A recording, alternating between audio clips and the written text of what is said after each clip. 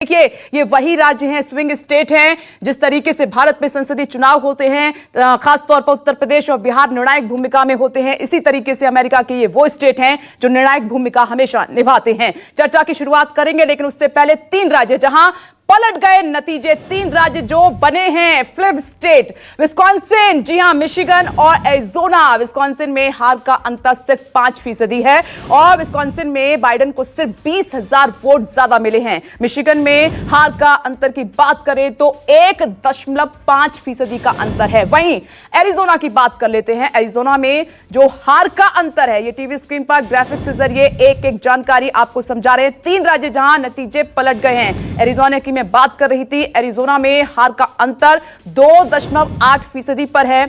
और यहां अगर मैं स्थिति की बात करूं 2016 की, 2016 में यहां ट्रंप की जीत हुई थी। 2020 में जो बाइडेन ने बाजी मारी थी और 3 राज्यों में हार जीत में मामूली अंतर था। आइए चर्चा की एक बार फिर से शुरुआत कर लेते हैं। सतीश जी, सर आपके पास आ रही हूं, आऊंगी सर, लेकिन उससे पहले जरा ये देख लीजिए। अमेरिका में चुनाव संपन्न हो चुके हैं, काउंटिंग प्रारंभ है और काउंटिंग पर महाभारत भी जारी है। इसी बीच हम तहकीकात करने के लिए पहुंचे हैं कि आखिर काउंटिंग में इतनी देरी क्यों हो रही है। यहाँ पे कोई सेंट्रलाइज इलेक्शन कमीशन नहीं है, लेकिन बोर्ड ऑफ इलेक्शंस हर जिले में होता है जो चुनाव के तमाम कार्यों का सुपरविजन करता है और चुनाव को कंडक्ट करता है। यहाँ से हमें आके पता चला कि किस तरीके से काउंटिंग यहाँ पे हो रही है और हम आगे जाके देखेंगे कि काउंटिंग कब तक संपन्न होती है, ताकि अमेरिका के होने वाले राष्ट्रपति का नाम सबके सामने सर्वमान्य रूप से जारी हो। अनिल सिंह, मैरीलैंड।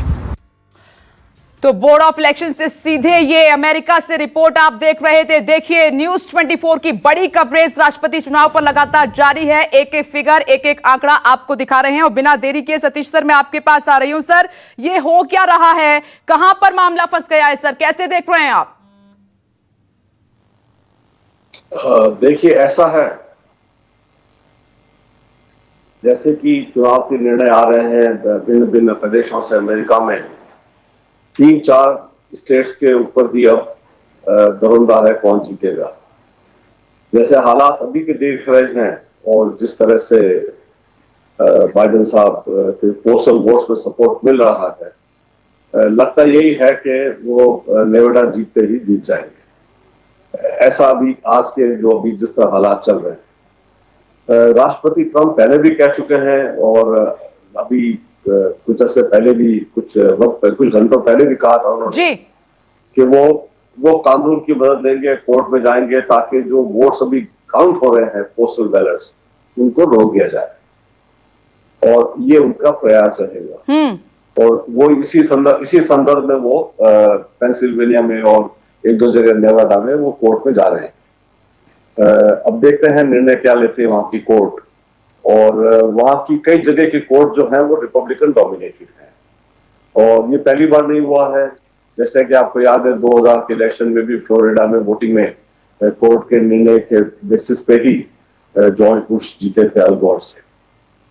तो मामला खाली वोटर्स का नहीं है, कितने वोट गिरे उसका नहीं है, मामला इस पे भी निर्भर करता है कि वहां की जो लोकल कोर्ट्स है वो क्या निर्णय लेती है।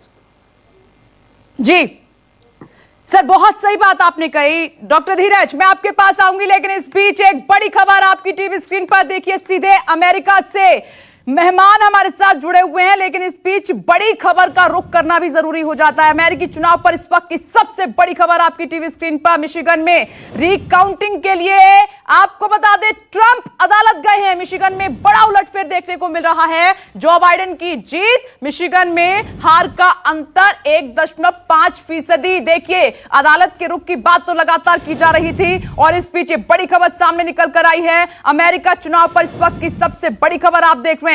मिशिगन में रीकाउंटिंग के लिए ट्रंप जो है अदालत गए हैं, उन्होंने अदालत का रुख किया है। मिशिगन में बड़ा उलटफेर हो गया है और कल बड़ा आरोप जो है ट्रंप की तरफ से लगाया भी गया था। सीधे सर मैं आपके पास आ रही हूं। धीरज जी, कैसे देख रहे हैं? देखिए, ट्रंप लगातार जो है आरोप भी लगा रहे थे जो बाइडेन पर आंकड़ों में उलटफेर का, और अब उन्होंने अदालत का रुख भी कर लिया है जो मिशिगन में रीकाउंटिंग हो रही है उसको लेकर। ये बात आप बिल्कुल ठीक बोल रहे हैं, बिकॉज ये बहुत ही नेक टू नेक फाइट है। मिशिगन में तकरीबन 90 कुछ थाउजेंड वोट्स के डिफरेंस से हुआ है, और एक स्टेट नहीं, वो 2 से 3 स्टेट्स को कंसिडर कर रहे हैं, मीडिया पे आके बोल चुके हैं कि हम रिकाउंट कराना पड़ेगा, जिसके लिए उन्हें खुद पे करना पड़ता है यहाँ सिस्टम में। शायद वो उसको भी प्रोसेस करेंगे, लेकिन ये जानना जरूरी है कि मैंने आपके शो में कल भी बताया था, जो पेंसिल्वेनिया है स्टेट, वो उसका पिक्चर अभी बिल्कुल क्लियर नहीं है। तकरीबन 165,000 वोट्स अभी अनकाउंटेड हैं, और वो एक स्टेट है जो स्विंग करवा सकती है। उसमें 20 अगर उनको मिलेंगे तो ये इररेलेवेंट हो जाएगा मिशिगन। अगर पेंसिल्वेनिया और नेवाडा उनके हाथ में आ गया तो मिशिगन की सिग्निफिकेंस क्लियर बहुत ही कम हो जाएगी। तो इसीलिए कई स्टेट्स के अंदर उन्होंने रीवोटिंग कास्ट के लिए जो रिपब्लिकन पार्टी के कई लीडर्स हैं वो इस पे एक्टिवली चर्चा कर रहे हैं, और इस वजह से सोसाइटी के अंदर भी एक रिफ्ट देखने में आ रहा है कि क्या ऑथेंटिसिटी ऑफ इलेक्शन को पब्लिक मानेगी या नहीं मानेगी, क्योंकि ये मिक्स्ड मैसेजेस आने शुरू हो चुके हैं।